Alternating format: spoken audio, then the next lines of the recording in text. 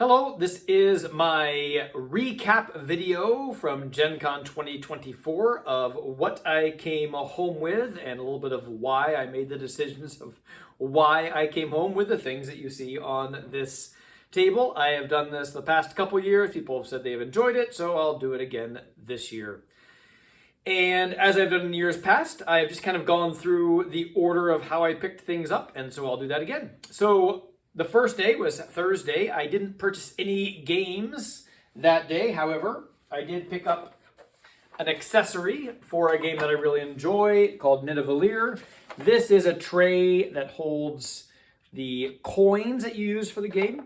And I love the game Nidavellir, but I didn't like the cardboard insert thing. And I've been saying for years I'd like something better. And they were selling something. And they have also really nice chips that have got a good poker chip weight to them. And so it's a nice little accessory that I picked up on Thursday. That's one of the nice things about Gen Con is you can pick up things that are a little bit harder to find when you get back home. So I picked that up and I'm excited about that.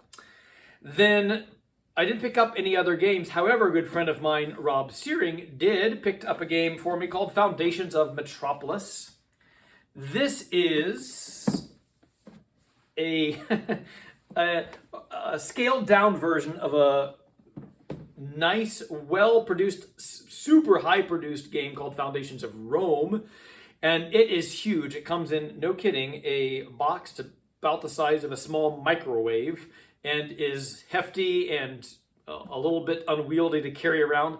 Great game. You look at the box and you say, wow, it's really going to be complicated and everything. It's not a complicated game. It's a very simple game with just really beautiful bits that you would move around as you build the city of Rome. This is a scaled down version of that. However, this is pretty heavy as well. And it's really well produced. It's a modern version of it called Foundations of Metropolis. I think it's the exact same game, just with cardboard components rather than little plastic miniatures. Really nicely done, and I look forward to playing this version. I have played Foundations of Rome and really like it, and I just didn't want to spend whatever it costs to buy that game and to lug that thing around. So thanks, Rob, for Foundations of Metropolis. On Friday, I went to the consignment store where you can go and sell games. I sold a bunch of games last year, and so my supply was a little bit lower. I also sold some games at a local con called CanTCon. Boy, that was hard to say. A local con called CanTCon. And so I sold a bunch of games there, but I went and picked up this game called Oasis. Now, as I go to a lot of these conventions and I pick up more and more games, I've got quite a few games as it is. I really try to be selective and I try not to purchase too many games I've never played before. And I made an exception for this one because a good friend of mine, Daniel Connors, recommends, he always talks about this game, this older game called Oasis. And I've never played it. However, it was on the consignment sale for $11 as a used game. And I thought, okay, well, Daniel speaks highly of it. I think I'll take a chance for $11. And if it's great, great. If it's not, maybe I'll put it back in the consignment store next year. But I'm excited to try Oasis. Thanks to the recommendation, Daniel, and hope it's good. So that was the first thing I did on Friday. I picked up another game on Friday called Far Away. I mentioned CanTCon, a local con that we have here. The best game that I played there was a game called Far Away, a very simple game. 2 to 6 players, and you just lay out cards and try to make your best combination of points. It plays in like 10 or 15 minutes. It's a little strange. You put out your cards in order, just 10 cards, boop, boop, boop, boop, and then you score them. Every card scores, but from the back to the front, and only scores for the ones that you can see from the back. So you turn over one, and what can you see on those? And those points score. Then you go to the next one. Well, now you can see 2 cards, and all those cards score. And now you can see 3 cards, and all those cards score. So really fun, simple game. It's one of those games that you play the first time, like, okay, now I get it. Let's play that again. And I really like it. I'm often looking for games that play at a higher player count, and this one plays up to 6, so that's great. So short game that's simple, fairly easy to teach, and can use a lot of players. That's kind of my jam. I love those games. Similarly, I picked up this game called Middle Ages, which is really, you can maybe see it's kind of gold, gilded or whatever. It's really beautifully produced. If you watched my video last year, I mentioned that my favorite booth that there was at Gen Con last year was the Hachette booth, which is a conglomeration of several different game studios. One of their specialties is making these short, punchy games that are pretty easy to teach, play in about a half hour, and have really interesting decisions. And so Middle Ages is a redoing of another game called Majesty for the Realm, which I never ended up picking up. But that one only played, I think, 2 to 4 players. This one plays 2 to 5 players. And this, instead of being a card game, is a tile game and has a mechanism similar to King Domino, if you're familiar with that game. Another very simple tile laying game where you put a person out, and then if you put on a less powerful tile, a less important tile in that round, you will go earlier in the next round to get a better tile theoretically. So really fun game. We played half of the game in the demo at the booth at Gen Con.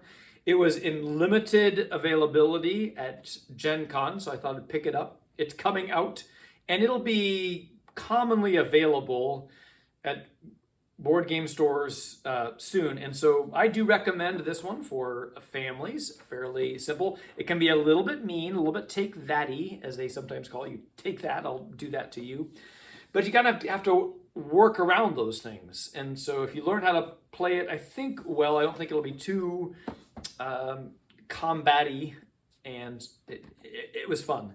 So that'll be commonly available. I'll put in a plug for a couple of our local game stores. We have excellent game stores around here in Kansas City. So a plug for Mission Board Games and Tabletop Games.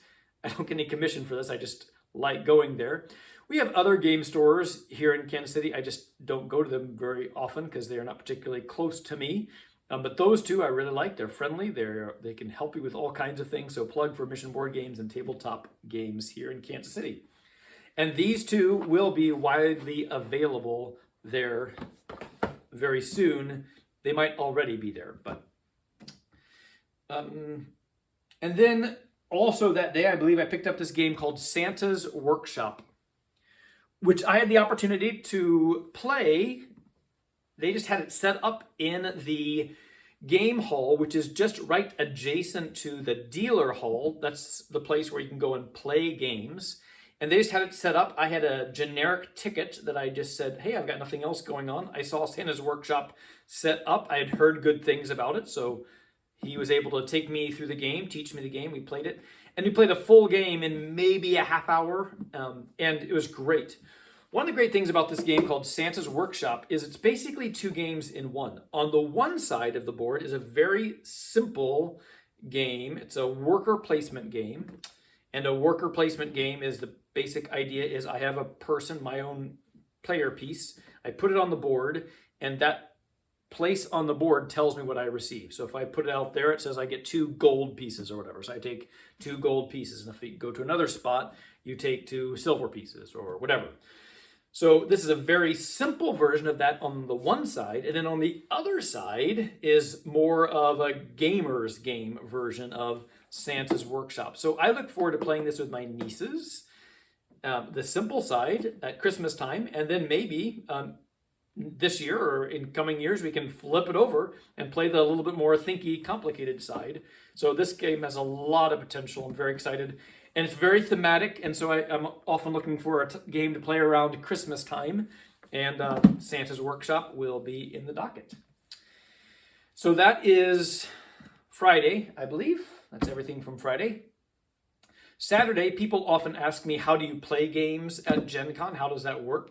Well, one of the ways is that you submit your event list a couple months ahead of time and say, I want to play such and such a game at this hour or whatever. So one of those events was this game called Path of Civilization. And I had an event ticket for 1 p.m. on Saturday. And I was very excited to play this. I had heard good things about this game, and so I played my event. They teach you the game, and then I liked it so much I went to the dealer hall right afterwards and picked it up. Now, the reason I picked this one up, this one might not be available. I'm not sure if it has great distribution levels. It may or may not be at Mission Board Games or Tabletop Games. And if so, it'll probably be in limited quantities. So I went ahead and picked that up. The other advantage sometimes of shopping at Gen Con is you can get promo cards. And so these cards are some things that you can add to your game, which may or may not be available at the local game stores. But this is a civilization game. You start off in the beginnings of civilization, you expand, and sometimes those games can be really long and complicated. But my event was a 2-hour event. They taught us the game, we played the whole game, and had time to spare even so. So it's not a very complicated nor long game, and those are sometimes hard to find in civilization games. It also plays 5 players. A lot of it is simultaneous play, which I really like, when you can all do things at the same time. You don't have to wait for everybody's turn. Really great game. I enjoyed it very much. So Path of Civilization I picked up as well. And then also on Saturday, let's see here. I had that event at 1 on Saturday. Also another event at noon. Another game which I really enjoyed, but I didn't end up picking up, which I might pick up later. Expeditions Around the World was great, but I've already got so many games, so I didn't pick that one up this time. But I was just walking around the event hall where the games were going on, and I saw this game, Pirates of Maracaibo, set up. And this is by a designer that I really like. Now, this is my most complicated game that I picked up. It's probably, let's see here, it says 25 minutes per player, so a 4-player game, whatever that is. And that's sometimes a little bit of wishful thinking, but I was able to, although I didn't get to play this game, I was able to sit there while he was setting up the game, and I was reading the rules and looking over some things and looking over all the pieces and everything, and it seemed like a game that I would really enjoy. It's by a designer that I very much enjoy, Alexander Pfister, who designed Great Western Trail, which I have on my shelf. It's another version of a game called Maracaibo, which I thought was too long and too complicated, even for me, and I just didn't care for it all that much. But this one seems to be a streamlined version of that game, and with some interesting decisions. So I'm looking forward to that. Also there they had this playmat here, which was an additional cost, but it organizes the cards nicely, and so I went ahead and picked that up as well. And then also on Friday, my friend Father Andrew Strobel introduced me to painting. He is a very good miniatures painter, and he entered a few contests for speed painting. He made the finals in one of them, and it was very exciting. His little figure was really great. I've just begun in the process of painting. I have a few games that have some miniatures in them that are just gray, and I thought, oh, let's see if I can learn how to do that a little bit. So I did something new at Gen Con, is I bought some paints and other supplies. So these were some colors that Father Andrew Strobel recommended, and so I picked up some paints and some little supplies here, a little holder for my people to make it easier to paint. So that was a new thing for me. So that's at Gen Con, of course, there's not only games, but all kinds of accessories and other nerdy things, leather bags and whatever. And also beautiful art. I didn't buy any art this year. I did last year, which I showed last year's video, but anyway, I picked up some paint this year, so that was exciting. And then I think my final purchase of the con was this game called River Valley Glassworks. And this is actually from a local company, All Play. They are located out of Lenexa, Kansas. I could have waited to purchase this when I got home, that's true. But they were teaching it in the dealer hall, and I played the entire game because it was so short. It was like 20 minutes or something. And it was fun, interactive. It was not the game that I thought it was going to be. Just looking at it, I'm like, oh, that's really fun, really good. And they also had this little mini expansion of cards, which can sometimes be hard to find at other occasions. So I went ahead and picked up both of these things while I was at the con. River Valley Glassworks, and then this little expansion, River Glass and Other Sundries, where you're collecting glass of different types and different values and trying to get the most points. Really super easy, super fun game, plays up to 5, and so I picked that one up as well. That was on Sunday. It was my last purchase. I thought I was done, but then I thought, this one's really good too. And then it had this little card expansion, so I went ahead and picked that up too. So that is what I have collected this year at Gen Con 2024. It was a great convention. I look forward to 2025, and I will look forward to exploring these games here.